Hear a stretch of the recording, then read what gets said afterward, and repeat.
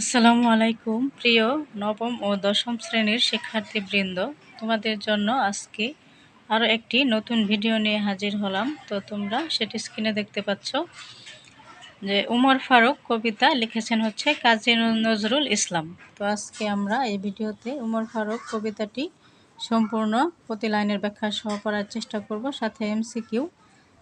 তো তোমরা সম্পূর্ণ ভিডিওটি দেখবে, ভিডিওটি না টেনে সম্পূর্ণ দেখার চেষ্টা করবে যেন তোমরা কবিতাটি সম্পর্কে খুব ভালো একটি ধারণা পাও। তো কাজী নজরুল ইসলাম সম্পর্কে আমি এখন আলোচনা করব না, কারণ এটি সম্পর্কে আমি আগের একটি ভিডিওতে বলেছি। তো এখন আমরা সরাসরি কবিতায় চলে যাব, যেহেতু কবিতাটি অনেক বড়। তো দেখো, আমি প্রথমে কবিতার মূল ভাব সম্পর্কে একটু কথা বলবো, তারপরে আমি সম্পূর্ণ কবিতা থেকে বলবো। দেখো এখানে কি বলছে, উমর ফারুক কাজী নজরুল ইসলাম। কবিতার মূল ভাব অথবা প্রেক্ষাপট বলতে পারো যে কাজী নজরুল ইসলামের উমর ফারুক কবিতার মূল ভাব হলো ইসলামের দ্বিতীয় খলিফা হজরত উমর রাদিয়াল্লাহু আনহু এর অসামান্য ন্যায় বিচার, সততা, মানব প্রেম এবং সাদামাটা জীবনের প্রতিচ্ছবি তুলে ধরা। তো তার মানে তোমরা সবাই জানো যে ইসলামের দ্বিতীয় খলিফা ছিলেন উমর।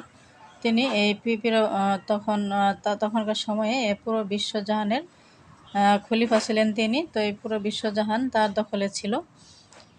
তো তিনি হচ্ছে এই কবিতার মূল ভাব হিসেবে যদি বলি, তাহলে ইসলামের দ্বিতীয় খলিফা হযরত উমর রাদিয়াল্লাহু আনহু এর অসামান্য ন্যায় বিচার, মানে এখানে তুলে ধরা হয়েছে তার ন্যায় বিচার, সততা, মানব প্রেম এবং সাদামাটা জীবনের প্রতিচ্ছবি। তো এই বিষয়গুলো মূলত আমরা এই কবিতার মধ্যে যখন কবিতা পড়বো তখন আমরা দেখতে পাবো যে এখানে উমর রাদিয়াল্লাহু আনহু এর ন্যায় বিচার, সততা, মানব প্রেম এবং সাদামাটা জীবন আমরা দেখতে পাবো। তারপর দেখো, জেরুজালেম যাত্রার পথে বৃত্ত মানে হচ্ছে চাকর, বৃত্তের সাথে উটের পালাক্রমে আরোহণের ঘটনার মাধ্যমে কবি উমরের সাম্যবাদী মানসিকতা ও অহংকারহীনতার দৃষ্টান্ত আমরা এই কবিতায় দেখতে পাবো। এবং তাহলে আমরা এই কবিতার মূল ভাব যদি আমরা পয়েন্ট আকারে বুঝতে চাই, তাহলে এখানে আমরা কি কি দেখতে পাবো। দেখো যে এক হচ্ছে ন্যায় বিচার ও সাম্য, মানে উমর রাদিয়াল্লাহু আনহু এত বিশ্বজাহানের একজন বড় খলিফা হয়েও কিভাবে ন্যায় বিচার ও সাম্য প্রতিষ্ঠা করে গেছেন, আমরা সেই বিষয়টি এই কবিতার মধ্য দিয়ে দেখতে পাবো। এবং এছাড়াও আমরা কি কি দেখতে পাবো, দেখো আমরা এখানে তার উমর রাদিয়াল্লাহু আনহু এর সাদামাটা জীবন, মানে অত্যন্ত সহজ সরল জীবন আমরা এখানে দেখতে পাবো। ক্ষমতার শীর্ষে থেকেও বিলাসিতা বর্জন করে অত্যন্ত সাধারণ জীবনযাপন ও তপ্ত বালিতে হেঁটে জেরুজালেম যাত্রা তার ধার্মিকতা ও দায়িত্ববোধের পরিচয় দেয়। তারপর হচ্ছে দায়িত্ববোধ, নিজের প্রজাদের প্রতি অসীম ভালোবাসা ও দায়িত্বের কারণে তিনি ব্যক্তিগত আরাম আয়েশ ত্যাগ করেছিলেন। তার মানে আমরা এই তিনটা বিষয় এই কবিতা আমরা দেখতে পাবো। হচ্ছে তার কি কি দেখতে পাবো, সাদামাটা জীবন, দায়িত্ববোধ এবং আরেকটি হচ্ছে ন্যায় বিচার ও সাম্য। তো এই তিনটি বিষয় এই কবিতায় খুব ভালোভাবে তিনি কিভাবে আমাদেরকে দেখিয়েছেন, কী সব ঘটনার মধ্য দিয়ে আমরা এগুলো বুঝতে পারবো। তো সেইগুলো সম্পর্কে আমি এখন আলোচনা করছি। তো দেখো, আমরা এখন সরাসরি চলে যাচ্ছি কবিতায়। উমর ফারুক লিখেছেন হচ্ছে কাজী নজরুল ইসলাম। তো উমর ফারুক বানানটা তোমরা ভালো করে খেয়াল করবে, অনেকে এটা ও দিয়ে লিখে ফেলে। তো ও দিয়ে লেখা যাবে না, এখানে রস্য দিয়ে লিখতে হবে, উমর ফারুক। তো দেখো এখানে আমরা কবিতায় কি বলছে যে তিমির রাত্রি এশার আজান শুনি দূর মসজিদে। তিমির মানে হচ্ছে অন্ধকার, রাত্রি মানে হচ্ছে রাত, মানে অন্ধকার রাতে এশার আজান শুনি দূর মসজিদে। মানে লেখক এখানে বলছে যে অন্ধকার রাতে দূর মসজিদে এশার আজান শুনি, মানে এশার আজান শুনতেছি। প্রিয় হারা কার কান্নার মতো এ বুকে আসিয়া বিদে। প্রিয় হারা মানে প্রিয় মানে হচ্ছে প্রিয়জন হারানোর যে কষ্ট, এটা তোমরা সবাই জানো। আসলে আমরা যদি আমাদের প্রিয় কোনো মানুষকে হারাই বা প্রিয় কোনো মানুষ আমাদের চোখের সামনে যদি মারা যায়, তখন কিন্তু আমাদের অনেক বেশি কষ্ট লাগে। এই বিষয়টি এখানে বলা হচ্ছে যে প্রিয় হারাকার কান্নার মতো এ বুকে আসিয়া বিদে, মানে হচ্ছে তিমির রাতে এশার আজানটা যে প্রিয় হারা কান্নার মতো এ বুকে আসিয়া বিদতেছে, মানে এশার আজান প্রিয় হারা মানুষের কান্নার মতো লেখকের বুকে এসে বিদছে। তো এই বিষয়টি বলা হচ্ছে। তো তারপরে দেখো কি বলছে, আমিরুল মুমিনিন, আমির মানে হচ্ছে নেতা, তারপর হচ্ছে মুমিনিন মানে হচ্ছে মুমিন অথবা মুসলিম, মানে মুসলমানদের নেতা। আমিরুল মুমিনিন অর্থ হচ্ছে মুসলমানদের নেতা। তো তো এটি থেকে কিন্তু তোমাদের এমসিকিউ প্রশ্ন আসে অথবা জ্ঞানমূলকে প্রশ্ন আসতে পারে যে আমিরুল মুমিনিন অর্থ কী। উত্তর হবে আমিরুল মুমিনিন অর্থ হচ্ছে মুসলমানদের নেতা। তারপর দেখো কি বলছে, তোমার স্মৃতি যে আজানের ধ্বনি জানে না মুয়াজ্জিন। তোমার স্মৃতি যে আজানের ধ্বনি মানে আজানের যে শব্দ, এটা হচ্ছে মুয়াজ্জিন জানে না। মুয়াজ্জিন হচ্ছে যিনি আজান দেন। তোমার স্মৃতি, তোমার স্মৃতি মানে এখানে উমর রাদিয়াল্লাহু আনহু এর স্মৃতি। তো এই কবিতাটি যখন লেখা হচ্ছে তখন উমর রাদিয়াল্লাহু আনহু কিন্তু লেখকের মাঝে নেই, তিনি মারা গিয়েছেন। তো তার স্মৃতিটা স্মৃতিচারণ করে কবিতাটি লেখা। তো এখানে তোমার মানে হচ্ছে উমর রাদিয়াল্লাহু আনহু এর স্মৃতির কথা বলা হচ্ছে, যে তোমার স্মৃতি যে আজানের ধ্বনি জানে না মুয়াজ্জিন। তোমার যে স্মৃতি সেটি হচ্ছে আজানের ধ্বনির মতো। তারপর দেখো, তকবীর শুনি শয্যা ছাড়িয়া চকিতে উঠিয়া বসি।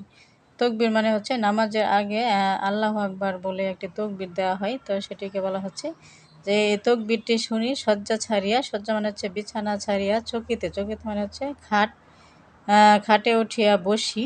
বাতায়নে চাই উঠিয়াছে কিরে গগনে মরুর শশী। বাতায়ন, বাতায়ন মানে হচ্ছে জানালা।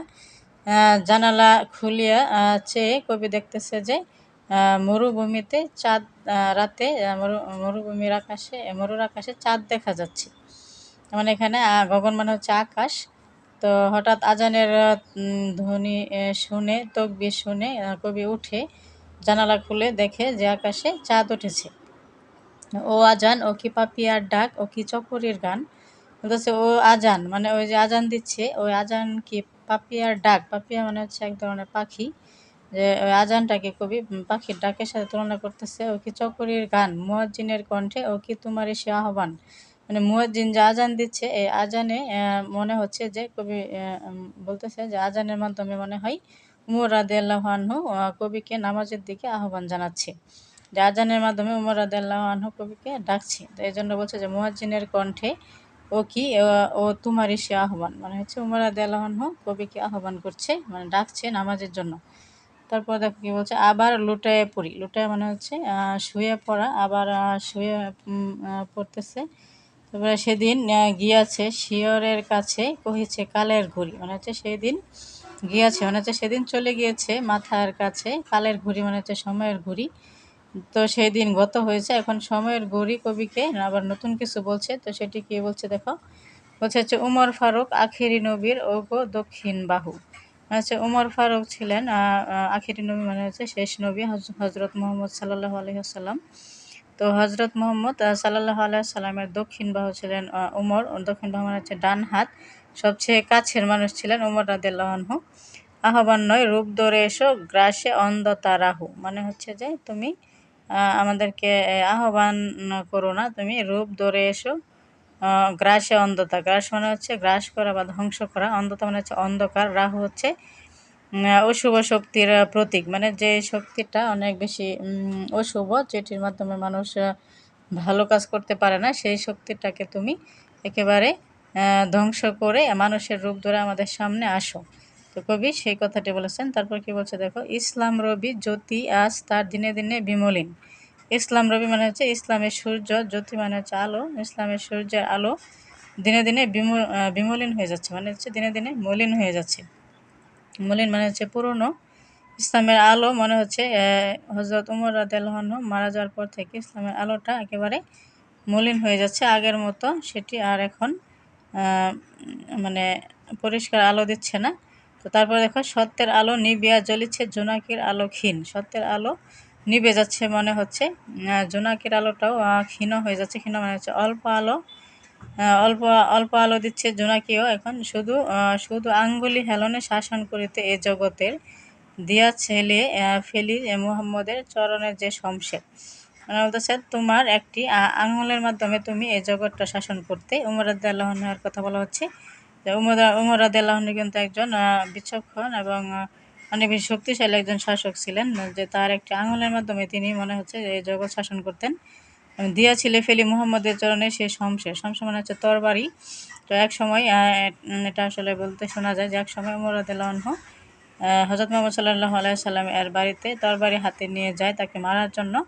তো মুহাম্মদ সাল্লাল্লাহু আলাইহি সাল্লামকে দেখে তার তরবারি তার পায়ের কাছে রেখে দেয়। তো সেই কথা এখানে বলা হচ্ছে, ফেরদৌস সারি নেমে এসো তুমি সেই শমশের ধরি। ফেরদৌস মানে হচ্ছে জান্নাত, জান্নাত ছেড়ে তুমি আমাদের মাঝে নেমে আসো সেই শমশের ধরি, মানে হচ্ছে সে তরবারি ধরে আর একবার লোহিত সাগরে লালে লাল হয়ে মরি। তার মানে হচ্ছে তুমি আসো আমাদের সামনে আর একবার আমরা লোহিত মানে হচ্ছে লাল লাল লাল পানির সাগর, সেইখানে আমরা লালে লাল হয়ে মরি, মানে আবার আমরা একসাথে হই, এই কথা বলা হচ্ছে। তারপর দেখো ইসলাম সে তো পরশমানিক, তাকে কে পেয়েছে খুঁজি। পরশমানিক হচ্ছে যেটার পরশে মানুষ সোনা হয়ে যায়, তো ইসলামের পরশে আসলে একজন মানুষ সোনা হয়ে যেতে পারে, সে কথা বলা হচ্ছে। পরশে তাহা সোনা হলো যারা তাহাদের মোরা বুঝি, আজ বুঝি কেন বলিয়াছিলেন শেষ পয়গম্বর। পয়গম্বর মানে হচ্ছে শেষ নবী হযরত মুহাম্মদ সাল্লাল্লাহু আলাইহি সাল্লাম।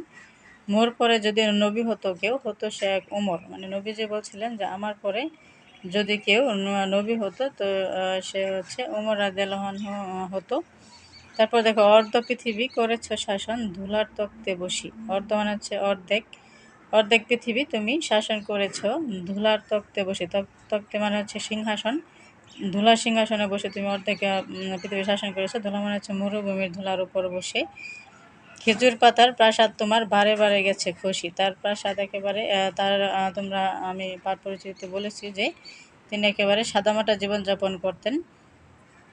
তো এই তার প্রাসাদ ছিল, তার ঘর ছিল খেজুর পাতা দিয়ে বানানো, তো সেটা বারে বারে খসে গেছে মানে পড়ে গেছে।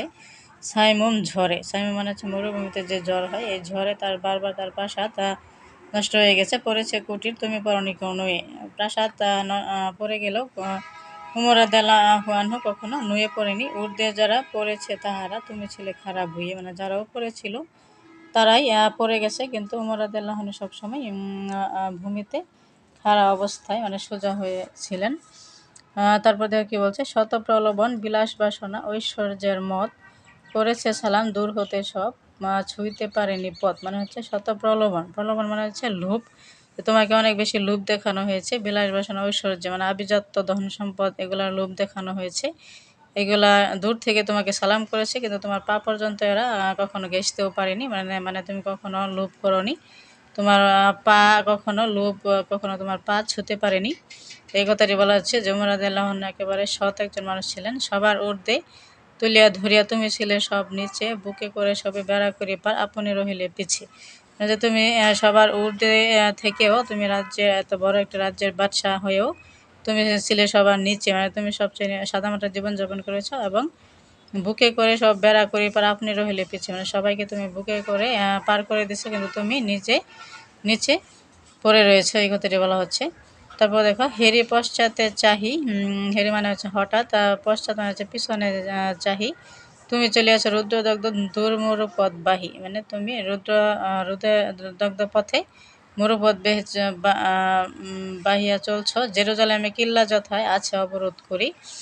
জেরুজালেমের একটা কিল্লা রয়েছে, সেই কিল্লাটাকে অবরোধ করে রয়েছে কিছু মুসলমান সেনা, বীর মুসলিম সেনাদল তব বহু দিন মাস ধরে, মানে অনেক দিন মাস ধরে এই কিল্লাটা, জেরুজালেমের কিল্লাটা অবরোধ করে রয়েছে। দুর্গের দ্বার খুলিবে তাহারা বলেছে শত্রু শেষে, মানে এই শত্রুরা তাদেরকে বলছে যে এই দুর্গের দ্বারটা খুলে দেওয়া হবে।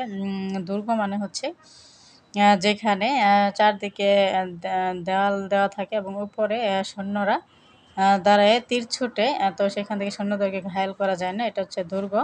তো দুর্গের দ্বার খুলিবে, দুর্গের দরজা তারা খুলে দিবে যদি শত্রু শেষে উমর যদি সন্ধিপত্রে স্বাক্ষর করে এসে, মানে তোমরা আমাদের সাথে মারামারি করবা না, আমরা সারেন্ডার করবো, মানে উমর যদি তাদের একটা সন্ধিপত্র আছে, মানে হচ্ছে যদি উমর তাদের এখানে আসে, উমর যদি বলে তাহলে তারা একমাত্র ওই যুদ্ধ বন্ধের ঘোষণা দিবে এবং সন্ধিপত্রে তারা স্বাক্ষর করবে। তারপর বললাম দেখো হাইরে আদেক ধরার মালিক আমিরুল মুমিনিন, শুনে সে খবর একাকী উষ্টে চলেছে বিরামহীন।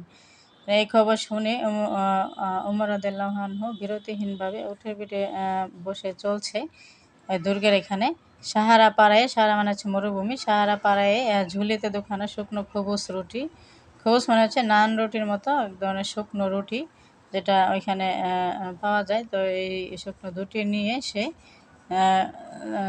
রুটি নিয়ে সে যাত্রা করছে। একটি মশকে এতটুকু পানি, খুরমা দুটির মুঠি এবং এক ধরনের খেজুর, খুরমা মানে হচ্ছে এক ধরনের খেজুর, তো এক ধরনের খেজুর এবং মশকে পানি, চামড়ার ব্যাগের থলে, ওই থলের মধ্যে করে পানি নিয়ে এবং রুটি এবং খেজুর নিয়ে সে চলছে জেরুজালেমের দুর্গে। প্রহরীবিহীন সাম্রাজ্য লেখা পথে উঠে চড়ি চলেছে একটি ভৃত্য উষ্টের রশি ধরি, মানে সে উটের পিঠে উঠে চলছে এবং তার উটের যে রশি, সেই রশিটা একজন ভৃত্য মানে হচ্ছে তার চাকরে উটের রশি ধরে ধরে যাচ্ছে। তো মরুর সূর্য ঊর্ধ্ব আকাশে আগুন বৃষ্টি করে, সে আগুন তাতে ক্ষয় সম ফুটে বালুকা মরুর পরে। মানে তখন অনেক বেশি মানে রোদ ছিল। এই রোদে একেবারে মনে হচ্ছে যে মরুভূমির যে বালিগুলা এগুলো হচ্ছে খইয়ের মতো ফুটতেছে গরমে। কিছু দূর যেতে উঠ হতে নামি কহিলে ভিত্তে ভাই, পেরেশান বড় হয়েছে চলে, এইবার আমি যাই। উষ্টের রশি ধরিয়া অগ্রে, তুমি উঠো বসো উঠে, তপ্ত ভালোতে চলি যে চরণে, রক্ত উঠেছে ফুটে। মানে কিছুক্ষণ পরে কিছু দূর যেতে উমর রাদিয়াল্লাহু আনহু ওই তার চাকরকে বলতেছে যে তুমি রশি উপরে উঠে বসো, তুমি তো অনেকক্ষণ রশি ধরেছিলে, তোমার কষ্ট হচ্ছে, তা আমি উপরে উঠে তুমি উপরে উঠে বসো, আমি রশি ধরে তোমাকে টেনে নিয়ে যাই। তো আসলে এই ঘটনা থেকে আসলে তোমরা বুঝতেই পারতেছো যে উমর রাদিয়াল্লাহু আনহু এর মানবিকতা এবং তার সাম্য আসলে কতটা বড় ছিল। তিনি আসলে মানুষকে মানুষ হিসেবে দেখতেন। তিনি কখনো বৃত্তকে তার চাকর হিসেবে দেখতেন না। তিনি ভাবতেন যে আমার যেমন কষ্ট হচ্ছে এই চাকরেরও তো এরকম কষ্ট হচ্ছে। এই জন্য তিনি উটের রশি ধরে নিয়ে চাকরকে উপরে বসে যেতে বলছি। বৃত্ত হস্ত চুমি, মানে বৃত্তের কথা শোনার পর তার হাতে চুমু খেলো। কাঁদিয়া কহিল ওমর, কেমন এ আদেশ করো তুমি? উষ্টের পৃষ্ঠে আরাম করিয়া গোলাম রহিবে বসি, আর হেঁটে যাবে ওমর ধরি সে উটের রশি। মানে তখন চাকর বলতেছে যে এই কেমন কথা, তুমি উপরে উঠে বসবে, না হয় তুমি বলতেছো যে আমি রশি ধরে নিয়ে যাব আর তুমি বসো, এটা কেমন কথা? এটা আসলে হতে পারে না। তখন খলিফা হাসিয়া বলে, তুমি জিতে গিয়ে বড় হতে চাও ভাইয়ের এমনি ছলে? রোজ কিয়ামতে আল্লাহ যেদিন কহিবে ওমর ওরে, করেনি খলিফা মুসলিম যাহা তোর সুখ তোরে তোরে। মানে বলতেছে যে তুমি যে আসলে জয়ী হতে চাও এটা হবে না। আল্লাহ যখন আমাকে কিয়ামতের দিনে বলবে যে ওরে উমর, তোকে তো আমি তোর সুখের জন্য খলিফা বানাইনি, তখন আমি কি উত্তর দেব সৃষ্টিকর্তার কাছে? তো এই কথা বলে উমর উষ্টের রশি ধরে চলছে। তারপর দেখো কি হলো, কি জবাব দেব, কি করিয়া মুখ দেখাবো রসুলে ভাই, আমি তোমার প্রতিনিধি শুধু, মোর অধিকার নাই আরাম সুখের মানুষ হইয়া নিত্য মানুষের সেবা। ইসলাম বলে সকলে সমান, কে বড় ক্ষুদ্র কে বা। বৃত্ত চড়িয়া উটের পৃষ্ঠে ওমর ধরিল রশি, মানুষের স্বর্গে তুলিয়া ধরিয়া ধুলাই নামিল শশী। তার মানে এখানে দেখো তখন ওমর রাদিয়াল্লাহু আনহু বলতেছে যে আমি তখন কি জবাব দেব রাসূল সাল্লাল্লাহু আলাইহি সাল্লামকে, আমি তোমাদের প্রতিনিধি শুধু, মোর অধিকার নাই আরাম সুখের মানুষ হয়ে নিত্য মানুষের সেবা। মানে বলতেছে আমার এই পৃথিবীতে আসলে আমি তোমাদের প্রতিনিধি হয়ে আমার আরাম করার কোনো অধিকার নাই, আমি তোমাদের সেবা করতে হবে আমাকে। ইসলাম বলে সকলে সমান, কে ক্ষুদ্র কে বড় কে বা ক্ষুদ্র কে বা, মানে বলতেছে ইসলামে আসলে সবাই সমান, কেউ এখানে বড় বা কেউ ছোট এরকম হতে পারে না। তখন সে এই রশি ধরিয়া চাকরকে উটের পিঠে চড়ে বসতে বলে উটের রশি ধরে নিয়ে যাচ্ছে। তো জানি না সেদিন আকাশে পুষ্প বৃষ্টি হইল কিনা, পুষ্প মানে হচ্ছে ফুলের বৃষ্টি।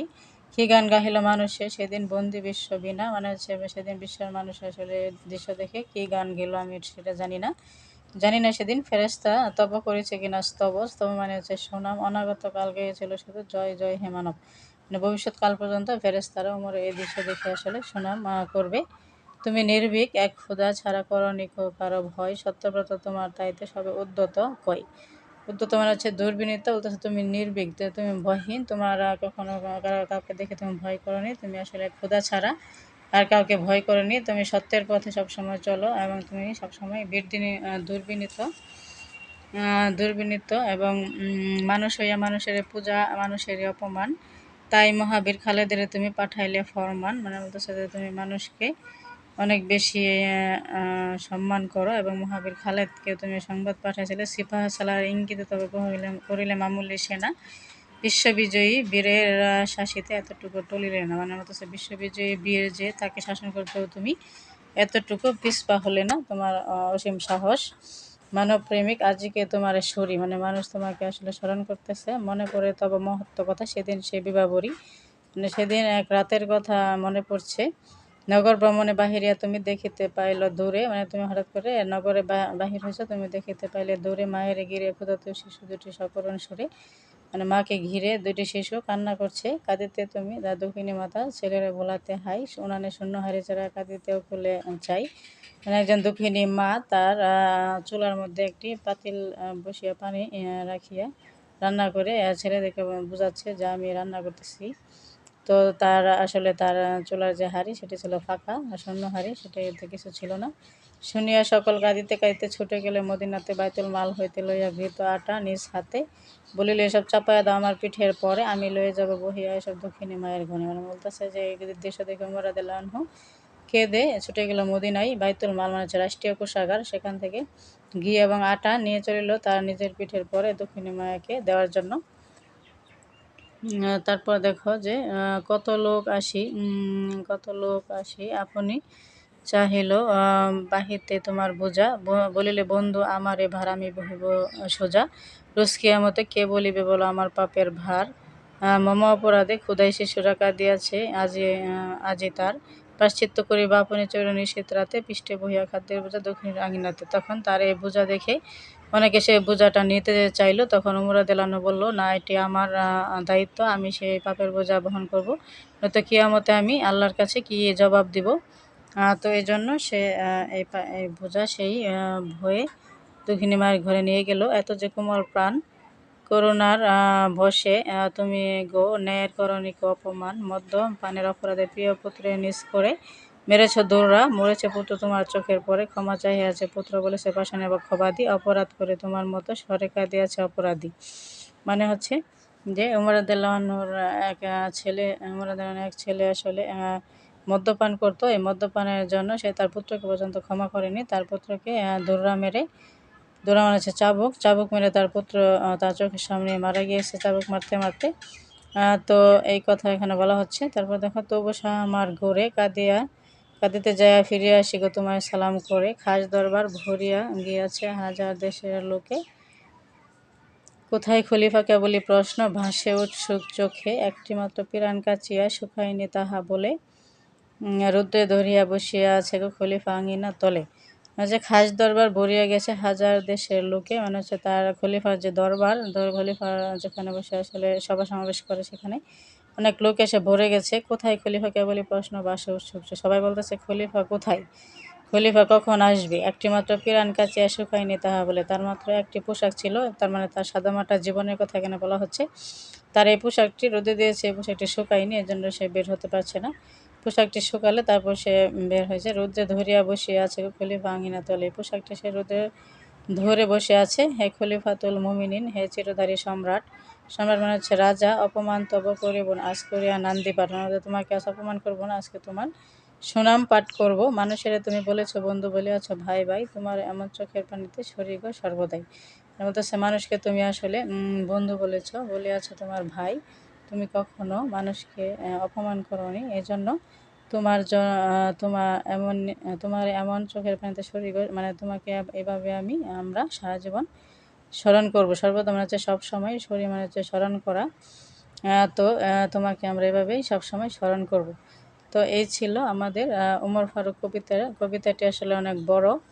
তো এই কবিতাটি বড় হলেও এখানে মূলত এই কবিতার মধ্যে কয়েকটি কাহিনী দেখানো হয়েছে। এগুলো যদি তোমরা সিরিয়ালে মনে রাখতে পারো, তোমরা অবশ্যই সম্পূর্ণ কবিতাটি মনে রাখতে পারবে। তো এখানে আসলে প্রথমেই উমর রাদিয়াল্লাহু আনহুর সাম্যবাদিতা দেখানো হয়েছে, যে তিনি আসলে মানুষ সবাইকে সমান মনে করতেন। তারপরে তিনি তার দায়িত্ববোধ, যে তিনি জেরুজালেম দুর্গে যখন দুর্গের মধ্যে যখন তিনি সৈন্যদের সন্ধিপত্র স্বাক্ষর করতে গিয়েছেন, তখন এটার মধ্যে দিয়ে তার দায়িত্ববোধের পরিচয় পাওয়া যায়। এবং তার নিজের ছেলেকে সে করেনি, তার মধ্যে কোনো মানে কোনো লোভ ছিল না। তিনি ছিলেন একদম একেবারে সৎ একজন মানুষ। তো এই বিষয়টি দেখানো হয়েছে, এবং তিনি ছিলেন একেবারে সাদামাটা জীবনযাপন করতেন, এবং তিনি ছিলেন অনেক বেশি মানবদরদী। কেননা তিনি এক মহিলার ঘরে খাবার ছিল না, তিনি নিজ কাঁধে খাবার নিয়ে করে গিয়ে মহিলাকে দিয়েছেন। তো এই বিষয়ে সবগুলো বিষয় পর্যালোচনা করে আসলে আমরা বলতে পারি যে এই কবিতার মধ্যে উমর রাদিয়াল্লাহু আনহু এর ন্যায়পরায়ণতা, মানবিকতা, তার সাম্যের বাণী এবং হচ্ছে তার সাদামাটা জীবন এই কবিতার মধ্যে আসলে তুলে ধরা হয়েছে। তো আমি তোমাদেরকে সমস্ত কবিতাটি খুব ভালোভাবে পড়ানোর চেষ্টা করেছি। আশা করি তোমরা বুঝতে পেরেছো। তো আমার এই চ্যানেলটি যদি তোমাদের ভালো লেগে থাকে তোমরা সাবস্ক্রাইব করে পাশে থাকবে। তো ধন্যবাদ তোমাদের সকলকে। আসসালামু আলাইকুম।